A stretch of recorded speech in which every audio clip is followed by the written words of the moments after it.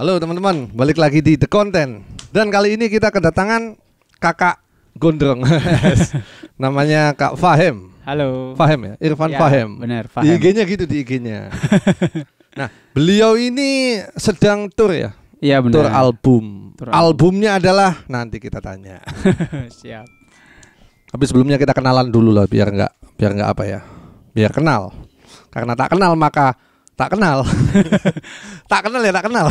Boleh. Oke, Mas Fahim. Ya. Mas Fahim, dari mana dirimu ini? Aku dari Malang. Oh, dari Malang. Basisnya, iya.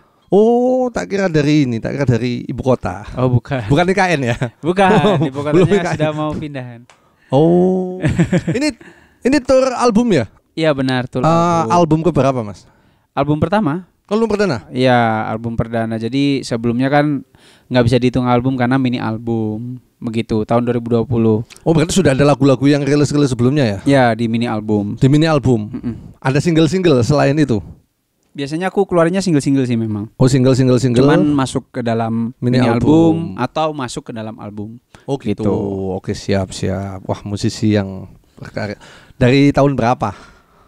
Fahim pertama kali keluar tuh tahun 2020 bulan Agustus, Mas. Jadi itu rilisan pertama waktu itu. Itu di mini album ya berarti ya kalau rilisan pertama. Jadi 2020 tuh bulan Agustus, September, Oktober, November, Desember. Jadi rilis terus tiap bulan itu. Oh, wah produktif sekali. Ya, terus kemudian jadi satu mini album. In Relationship with Memories nama mini albumnya waktu itu. Oke, nah tuh buat teman-teman LKM tuh, Mas Fahim nih dari Malang. Rilisnya ini ya konsisten ya tiap bulan ya. Ya, untuk yang mini album. Nah, mini album. Ya. Kalau yang album ini berarti ya eksklusif dirilis di satu album itu aja. Enggak, kita udah rilis sebelumnya di tahun 2021 udah rilis satu single, 2022 ada satu single lagi, 2023 tuh ada 2 single kemudian baru album penuh. Oke, nama albumnya apa nih? Nama albumnya Moon. Moon. Iya. Oh, nama konsernya To The Moon ya. Iya, To The Jadi Moon Tour. nama tournya adalah To The Moon. To The Moon Tour. To The Moon Tour. Ini ke mana aja Mas tournya ini? Jadi kita ada 10 kota. Jadi tiap kota itu satu titik ya. Jadi kayak dari awal pertama. Jatim aja atau? Enggak, satu Jawa. Oh, Jawa. Iya. Tour Jawa ya. Ya, Java Jawa, Tour. Java Tour. To The Moon Java Tour. Yes. Dan ini kota ke? Ini ke 9. Wih, dari Malang keliling ke Jawa. Nah, Iya. di mana aja itu? Dan ini yang ke-9 di Surabaya. Iya, Terakhir Surabaya di- ke-9. 10 di Malang. Di Malang. Pulang. Kapan di Malangnya tuh? Di Malangnya itu besok. Oh, besok. Iya, tanggal 1 Mei. Bentar. 10 kota ini runtut ya? Runtut, ya. Oh, berarti satu hari ganti kota ini ya? Satu hari ganti kota. Wah, iya. Ini mungkin album kedua nih ya kayaknya ya. Satu hari langsung 10 kota kayaknya. Kayak Noah. Saya meninggal. Harusnya nggak segampang itu meninggalnya. Mas. Iya. Setelah turnya mungkin Iya. baru. Tipes dulu mungkin Tipes kan. dulu, iya.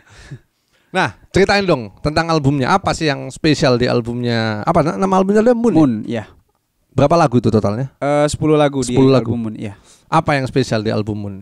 Sebenarnya dari In Relationship with Memories ke album Moon tuh konsepnya tetap sama ya. Jadi kayak cerita-cerita aku pribadi yang aku tulis gitu. Nah, terus dijadikan jadi satu album gitu namanya Moon. Cuman kalau di Moon itu sebenarnya aku ada kepikiran karena musisi kan pasti punya ego ya. Kayak aku tuh egonya tuh pengen bikin banyak album. Dan albumnya tuh pengen aku namain kayak Moon, Star, Sun gitu. Nah, ternyata dari 10 lagu ini karena dia sifatnya banyak yang lembut gitu. Jadi aku Anda anak astronomi ya? Enggak, aku suka aja. Saya ahli nujum. Jadi kita main bintang. Iya. Terus. Jadi karena dia sifat lagunya agak lembut, makanya aku pilihnya yang Moon gitu namanya. Oh, seperti itu. Jadi nanti akan ada seri lanjutannya ini ya. Benar, Moon, harusnya. Stars. Iya. Terus apa lagi ya? Sun. Satelit. Ya, boleh. Meteo. Oke, keren. Nah, dari album itu single-singlenya yang paling berkesan yang apa? Nanti pasti dibawain dong. Iya, kita bawain semua kok. Oh, dibawain semua. Kita bawain Wah, semua. Kemudian ada satu lagu dari mini album gitu harusnya. Satu lagu dari mini album ya. Ya. Apa tuh single yang paling berkesan? Terus tentang apa ceritanya? Banyak bahasa Inggrisnya ya? Iya, hanya satu yang bahasa Indonesia. Wah tuh, saya nggak bisa bahasa Inggris masalahnya. Iya. Jadi dengerin albumnya sama baca ini Google Translate. Boleh bisa sambil baca lirik. Iya, nanti bisa sambil baca nonton. lirik nanti teman-teman. Iya. Gimana? Itu tentang apa? Yang paling berkesan yang mana tuh? Yang paling sebenarnya. Yang berkesan menurut Anda? Oh, menurut aku ya, Ya, yang lebih menurut dekat Anda. ya. Ha-ha. Yang lebih dekat itu. Nanti ada 2 nih pertanyaannya. Ada Ya. 2 sih sebenarnya. Pulang sama Sunrise. Tapi mungkin Sunrise ya yang lebih yang lebih dekat sama aku ya. Yang lebih Anda sekali ya. Iya, karena Sunrise itu aku nulisnya tuh lagu itu dipersembahkan buat teman-teman yang bantuin Fahem. Gitu. Jadi kayak Fahem dari awal sampai hari ini ke tempat di Surabaya, mereka yang bantuin itu aku kasih lagu itu Sunrise. Jadi kayak tujuannya sebenarnya lagunya itu kayak pengen terkenal itu. Kayak pengen terkenal di Sunrise. Cuman terkenalnya itu bukan karena aku pengen kayak jalan di mana gitu terus itu Fahem gitu, bukan gitu. Jadi terkenal itu pengen biar orang-orang yang udah bantuin Fahem dari awal gitu, atau orang-orang yang udah dengerin Fahem dari awal, dari karya-karya yang lama, terus sempet DM kayak, "Mas, kamu kayaknya karyanya bagus, terus bikin karya ya." Nah, orang-orang yang kayak gini tuh aku pengen kalau misalnya Fahem gede, terus mereka itu kayak bangga gitu, kayak bisa mengepalkan tangan dengan bangga, aku bagian dari Fahem. Nah, kayak gitu. Wah, keren juga nih. Visi misinya ya. Iya, begitu. Visi lah ya. Lebih jangka soalnya panjang ya. mungkin gini Mas, kayak aku mungkin ada sedikit malu gitu ya ke anak-anak, karena anak-anak itu maksudnya tim Fahem bantuin juga enggak tanpa pamrih gitu loh mereka. Jadi aku tuh pengen kayak harus menjadi sesuatu yang ada hasilnya biar mereka tuh bangga dengan apa yang mereka perjuangin gitu loh bareng aku. Mas tahu nggak sih, banyak tahu yang seperti dirimu. Jadi dia itu punya karya yang oke, tapi dia nggak nemu tim yang oke. Oh, iya sih, itu makanya aku bersyukur deket banget sekali. itu kayaknya ya, keresahan teman-teman musisi itu. Iya. Ya karena apa ya, bisa dibilang rezeki juga ya Mas. Iya, bersyukur gitu ya. sih, bersyukur. Oke, jadi lagunya Sunrise itu ya. Itu di track 10. Di track 10 di album yang ini ya. Tapi albumnya udah rilis kan ya? Udah bisa di streaming kan? Bulan Desember tanggal 22 Oke, di 2023 ya. Siap. Jadi bisa di streaming di all DSP Digital. Tapi secara data, mana yang paling banyak pendengarnya? Kalau secara timpang nggak? Out of My Mind sih. Out of My Mind karena fokus track ya. Dia di track 1. Oh, karena dia di track 1. Iya, fokus track. Tapi memang itu yang paling banyak pendengarnya ya? Ya, cuman kalau dibandingin sama di In Relationship with Memories, masih banyak kan In Relationship with Memories yang di mini album. Bukan yang di album. Di album. Ya. Oh, kalau top of track di Fahimnya In Relationship Memories. Iya, di mini album justru. Iya. Berarti nggak sesuai ya? Maksudnya yang paling berkesan ternyata tidak jadi yang terbanyak ya? Banyak Mas yang gitu sih. Iya. Cuman aku sebenarnya walaupun dia angkanya kecil, tapi kayak yang lebih dekat gitu sama aku. Maksudnya karyanya lebih dekat, dan kayak memang karena di lagu itu juga mengkisahkan tentang itu juga. Ya, jadi benar, walaupun angka aku nggak banyak, terus orang-orang ini nggak tahu aku, tapi aku tetap jalan gitu, karena aku nggak mau mengecewakan orang-orang yang udah bantuin Fahem. Begitu. Gimana ya? Kenapa saya jadi ngefans sama Anda? Kenapa ini? Enggak, tapi memang banyak kasus seperti itu Mas. Maksudnya kita sendiri klik sama karya kita yang A, ternyata yang diterima orang adalah karya kita yang B, karya kita yang C. Ya kayak Ahmad Dhani lah yang contoh yang kita sama-sama tahu ya.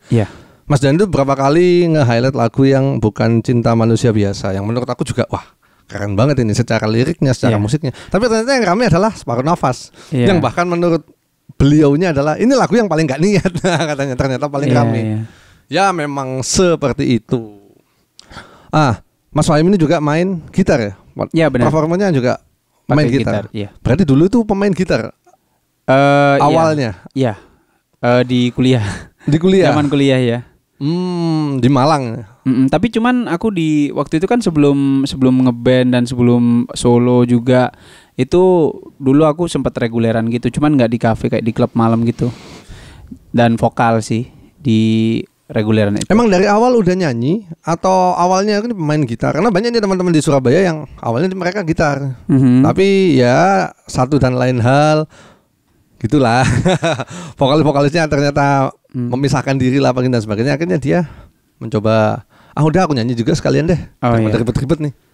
Emang awalnya memang sama nyanyi atau cuman pemain gitar yang ya sekarang nyanyi deh? Sebenarnya aku kayak lebih pede vokalku sih sebenarnya. Oh, lebih pede vokal malah. Iya, karena kalau vokal tuh kayak menurutku ada karakter masing-masing manusia ya. Ya, ya. Gitu. Jadi kayak aku lebih pede aja kalau di vokal. Cuman gitar itu aku kayak berusaha untuk menciptakan diriku itu bisa sedikit atau banyak soal gitar, karena kalau misalnya skillku maksudnya nggak di level yang bagus, itu kayaknya nanti nggak bisa ngimbangin teman-teman yang lain kayak gitulah. Di gitar ya, makanya kayak aku latihan karena udah ini nih, udah akad dari awal aku pengen jadi musisi profesional nih. Berarti kalau misalnya aku mau ada vokal dan gitarku harus jago juga gitu. Itu jadi dilatih, tapi nggak jago-jago amat sih sampai sekarang. Cuman aku kita mau berusaha jago ya. Yang nilai jago itu kan orang lain. Siapa? Yang beneran jago itu cuma satu, Mas. Jamu jago. Waduh. 10 lagu, berarti ini semua track gitarnya diisi sendiri semua ya? Ya, untuk gitar kayak aku isi sendiri ya. Gitar diisi sendiri ya. Rekamannya di Malang produksinya. Iya, produksinya itu jadi demo di studio aku. Terus demo selesai terus dilempar ke GZZ Records. Jadi kayak label aku gitu di Malang ada GZZ Records. Dan waktu produksiannya itu juga kan karena GZZ Records tuh isinya juga teman-teman dari Koldiak gitu. Jadi kayak yang yang direct vokalku Mas Sambada, yang desain itu Mas Dery, keyboardisnya Koldiak, terus mixing mastering juga Mas Matam Tama, vokal gitarnya Koldiak yang satu lagi. Kemudian bassnya juga ada beberapa lagu yang diisi sama Mas Bima, basisnya Koldiak. Tapi kalau aku lihat memang Malang itu lebih ini ya, lebih apa ya maksudnya ya, Malang itu lebih bisa beregenerasi ya. Menurutku ya, ini mungkin yang agak sulit untuk beberapa tahun kebelakang ini di Surabaya. Di Surabaya. Memang regenerasinya Malang itu keren sih. Regenerasinya Malang itu keren. Maksudnya banyak musisi yang jadi di Malang itu, kayak Mas Iksan, mungkin ke Koldiak, mungkin ke siapa waktu itu ya? Wake Up Iris, Atlasta. Wake Up Iris tuh. Anggaplah sekarang nih lagi Mas Fahim nih yang di progres nih ya. Tapi kan progresnya untuk seorang, menurut aku nih ya, menurut aku secara aku juga pemain musik kan ya. Iya. Secara band lokal Malang seperti Mas Fahim yang solois nih, berani ambil tour 10 kota ya. Iya. Ambil tour 10 kota dengan operasional seperti ini itu langkah yang cukup berani loh. Iya. Itu langkah yang cukup berani menurut saya ya, menurut saya sepengetahuan saya di beberapa waktu belakangan ini. Nah, jarang yang seperti itu di Surabaya. Oh iya. Jarang ya, bukan nggak ada ya, saya bilang jarang ya. Aku sendiri juga sempat mau bikin program tour, tapi ya gitu, terlaksananya susah. Iya, mungkin terlaksananya susah. Tapi regenerasinya Malang, buat teman-teman Malang keren sih. Ya mungkin Malang bisa jadi contoh teman-teman di Jawa Timur mungkin ya. Jadi musik itu nggak harus harus diregenerasikan ya bahasanya ya. Iya. Kita bisa mensupport teman-teman kita yang baru starting gitu. Terus yang baru starting juga bisa support teman-temannya yang sudah lebih dulu starting dengan ya kita akhirnya sama-sama menjaga satu sama lain ya. Iya. Tuh. Mas, ini kota ke-9 ya? Kota ke-9. Kota ke-9. Yang pertama di kota mana, Mas? Pertama di Jakarta. Pertama malah Jakarta. Iya, pertama di jauh Jakarta. Sekali Anda merantau ya. Jadi kita ke yang paling jauh dulu gitu. Jadi di Jakarta yang titik pertama itu di Kios Ojo Keos. Kios Ojo Keos itu kayaknya tempat ininya, base-nya Efek Rumah Kaca. Ya. Bapak Kolil. Iya, cuman Pak Kolilnya lagi di US katanya. Oh iya. Jadi beliau nggak ada waktu itu. Gimana responnya di sana, Mas? Sih, Mas, kalau menurutku ya yang berbeda antara di daerah Jabodetabek sama di daerah Jawa Timur. Jawa Timur itu mungkin kayak penikmat musiknya ya, karena mereka kayak lebih ini aja sih kayak menurutku kayak lebih tertarik untuk menonton karya-karya yang Original. iya dan indie ini gitu, yang independen gitu, mereka lebih kayak lebih tertarik gitu. Jadi yang kayak di Jawa Timur selain Surabaya mana aja, Mas? Jawa Timur cuma Surabaya sama Malang. Oh, Surabaya sama Malang. Iya. Nah, kalau di kota lain memang nggak se-interest di Jabodetabek. Mungkin ya, cuman kayak kan individu beda-beda. Kita nilai fair aja. Kalau aku bilang fair ya, aku juga pernah ngerasain main di daerah Jabodetabek di Jakarta, pernah main di sana dan memang semenyenangkan itu. Iya, karena mereka kayak welcome gitu. Mereka welcome, bener. Yeah. Mereka welcome. Jadi nggak tahu ya kenapa ya sama teman-teman penikmat musik yang di sekitar Surabaya nih ya, Surabaya. Aku nggak dapat animo.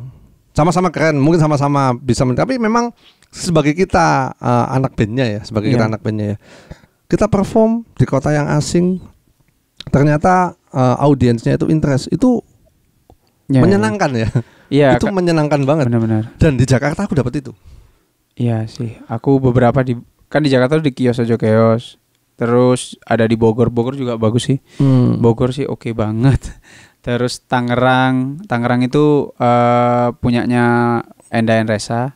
Ya, jadi Mbak Enda sama Mas Resa, benar-benar ini ya, open banget. Terus mereka juga humble banget. Kayak ngasih tahu, Fahim kamu nih bla bla bla gitulah Mas. Kayak ngasih petuah gitu. Aku jadi semakin semangat gitu jadi untuk bikin karya. Dulu itu aku sempat punya mindset seperti ini sih. Ya mungkin karena kita di Surabaya, sementara di Jakarta itu pusatnya industri lah begini. Tapi ternyata nggak cuman itu. Ternyata memang secara natural audiens di Jakarta memang dibandingkan dengan di Surabaya memang lebih support yang di Jakarta. Fair ya aku bilangnya teman-teman ya. Bukan berarti aku bilang audiens Surabaya jelek, enggak. Tapi memang kita sebagai anak band yang ngerasain memang seperti itu. Aku bukan siapa-siapa nih. Aku bukan Sheila on Seven nih, aku bukan slang ya. Terus aku harus perform waktu itu di Bluefish kalau nggak salah ya. Di Bluefish di Gatot Subroto kalau nggak salah. Perform di sana. Mereka yang nggak tahu aku, itu mereka berdiri, mereka joget, mereka ikut nyanyi, mereka yang nggak ikut nyanyi sih kan nggak tahu lagunya ya. Mereka ikut menikmati musiknya lah paling enggak. Dan setelah perform setiap lagu itu di tepuk tangannya tuh bener-bener oke gitu. Sementara yang sering kali terjadi di Surabaya, bawain lagu karya sendiri ini kadang-kadang penonton masih, ya memang sih, lagu apa nih, lagu apa nih gitu. Tapi ya semakin kesini sih rasanya semakin baik karena semakin banyak teman-teman indie yang bermunculan juga sih di Surabaya. Dan gigs-gigsnya, maksudnya harapanku adalah Surabayanya jadi lebih open juga, bukan teman-teman indie yang main di komunitasnya saja, tapi secara masyarakat Surabaya juga sadar bahwasanya ya kita itu perlu karya original gitu nggak sih? Iya, kita tuh perlu karya original yang membedakan kita sama yang lain, yang membedakan nanti keunikan. Oh Surabaya nih band-bandnya kayak gini, karyanya gini itu kan asik tuh ya. Malang kayak gini, karyanya gini. Ya memang secara fair bagi aku teman-teman musisi Surabaya harus banyak belajar sih dari teman-teman Malang ya. Untuk masalah musicianship lah. Mungkin kita bisa friendship, tapi ada satu senior Surabaya namanya Kak Hans. Halo Kak Hans. Pernah bilang kita itu sering bisa friendship, tapi kita itu jarang bisa musicianship. Wah, keren tuh. Waduh. Quotes-nya itu berat-berat. Oke, dari 10 kota sesuai sama harapanmu? Ya mungkin ada beberapa yang mungkin sebenarnya bisa lebih baik lagi, cuman kesalahannya mungkin di aku ya, kayak mungkin kurang publikasi dan segala macam, karena kan ada beberapa yang kayak ini gila nih effort loh. Tadi datang tak kira naik pesawat atau naik apa, enggak, bawa mobil. Iya, jadi kita Malang. Jalur darat semua. Iya, jalur darat semua tuh. Bayangin, tiap hari nggak berhenti kan ya? Nggak berhenti. Kemarin dari mana kemarin? Kemarin dari Solo. Dari Solo.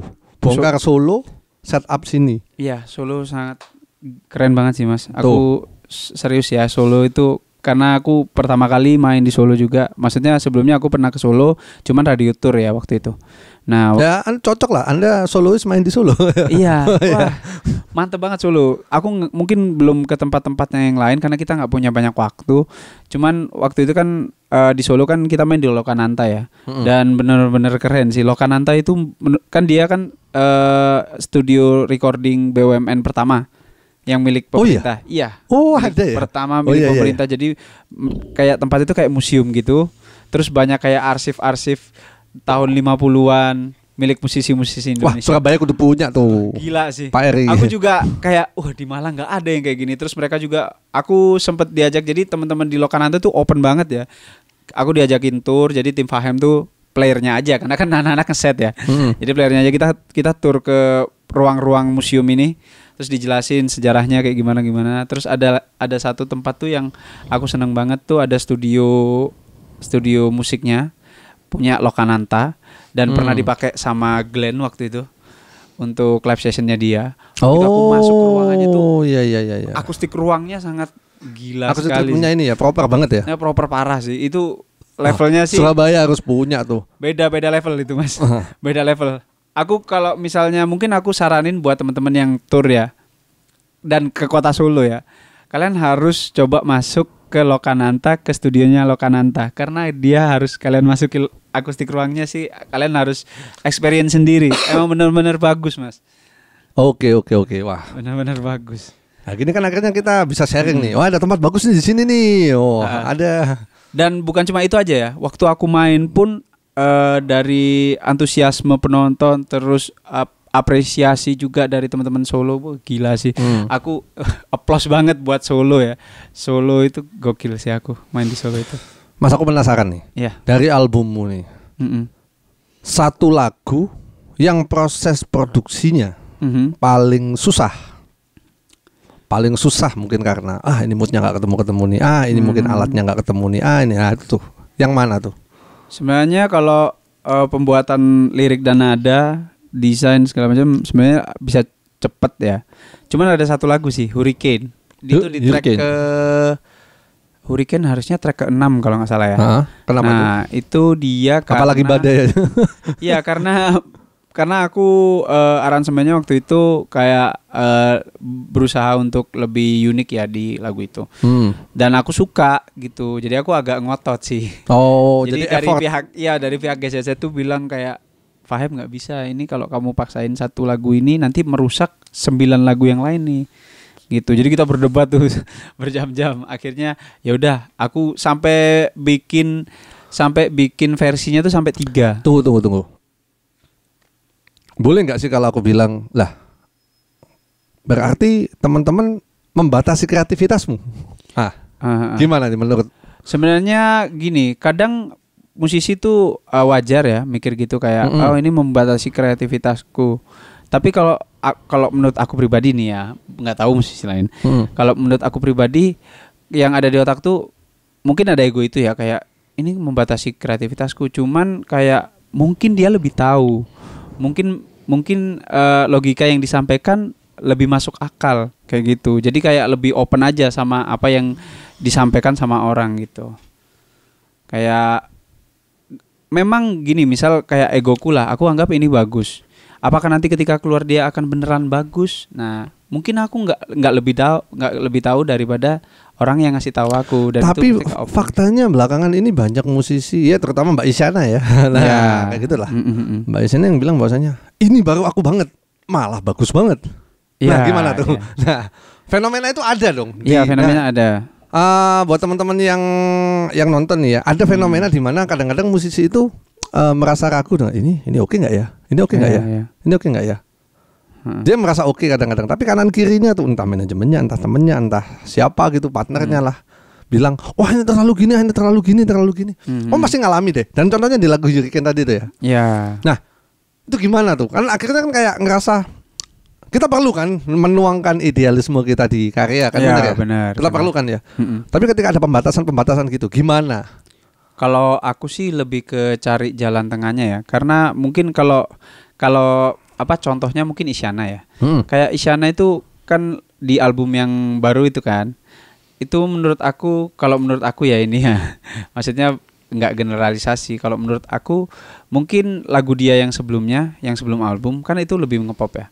Mungkin kalau albumnya yang baru itu akan bagus banget, tapi untuk musisi. Ya, itu. untuk musisi. Jadi konsumsinya untuk musisi walaupun orang-orang normal yang cuma I see. penikmat Berarti musik memang juga bisa. memang sudah di ini ya, memang sudah set up misinya dari awal Iya, ya. Bahwasanya album ini kepinginnya untuk siapa, didengarkan untuk siapa. Nah itu aku mungkin yang kurang taunya di situ. Kayak mungkin aku mencoba open karena aku musisi gitu kan. Tapi kan butuh insight lain nih dari orang yang mendengarkan dan orang yang mendengarkan membuat sambil menjualnya dengan baik. Nah itu. Jadi kayak aku mencoba menerima insight-insight dari mereka. Walaupun misal kayak di Hurricane ya, aku revisi 3 kali nih. Cuman esensi itu revisi penting. total itu mulai 3 kali itu. Ganti aransemen sampai 3 kali. Aku nambah lirik sih, nambah lirik, ganti sedikit partnya, sedikit kerangkanya. Yang penting esensi-esensi yang aku mau masukin, ego-ego yang aku mau masukin di lagu itu, pesan yang mau aku masukin di lagu itu tetap ada. Oke. Pokoknya itulah. Dan satu yang paling penting tuh, yang penting aku suka dulu sama musiknya, baru orang lain. Karena musik itu pendengar pertamanya yang buat, yang mainin. Ya benar. Kita harus puas dulu ya. Karena benar. kita puas kita bisa nularin orang lain bahwasanya aku puas nih dengan karya yang ini. Jadi Coba lebih dengerin lah ya. sama karyanya. Ya.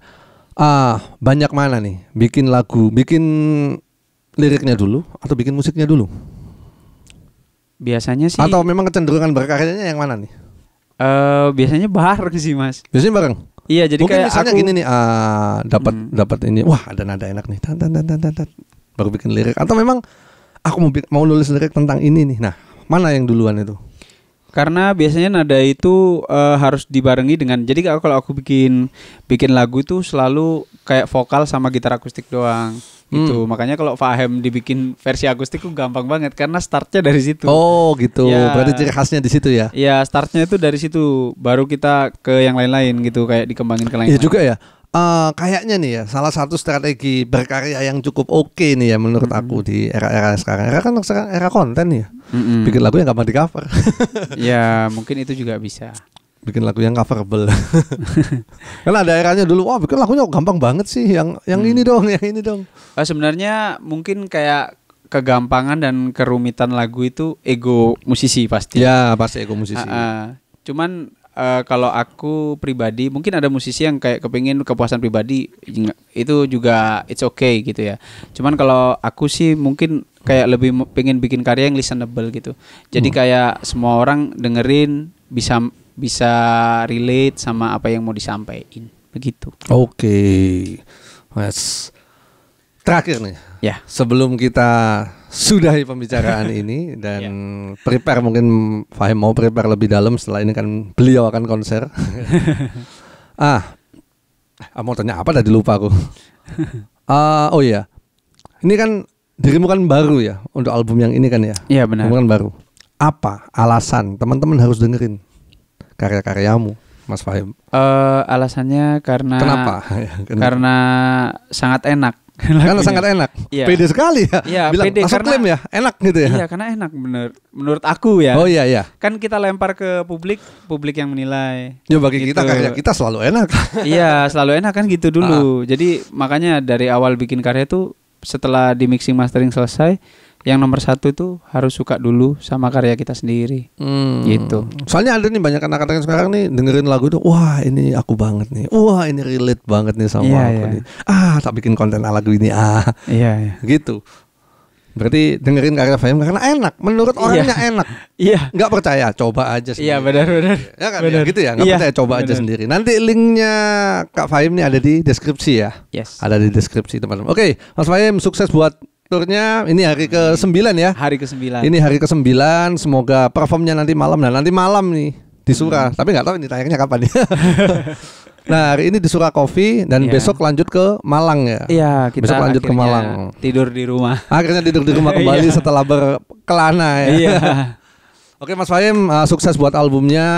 Semoga album ke depan bisa terus sampai Indonesia. Amin. Nanti kita bisa keep kontak lah ya. Mungkin siap, kalau Mas. aku sama bandku Makna Kata perform ke Malang mungkin bisa. Oh boleh banget. Bapak Sampein Fahim aja. ada di rumah. Sampein aja, pasti kita usahain lah gimana. Oke, terima kasih. Oke, Ya, teman-teman bisa langsung dengerin albumnya Fahim. Mungkin mau follow sosmednya bisa langsung ke kolom deskripsi. Oke, sampai ketemu di The Content selanjutnya.